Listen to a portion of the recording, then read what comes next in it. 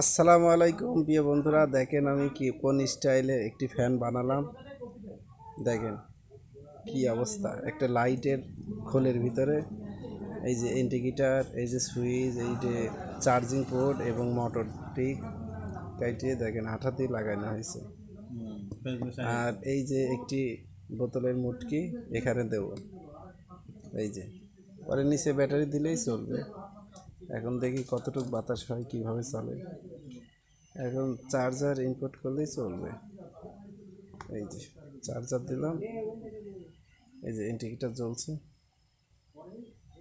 এই যে দেখা যাচ্ছে ইন্ডিকেটার জ্বলছে সুন্দরভাবে, দেখতে পাচ্ছেন ইন্ডিকেটার। আর এই যে সুইচ দিলে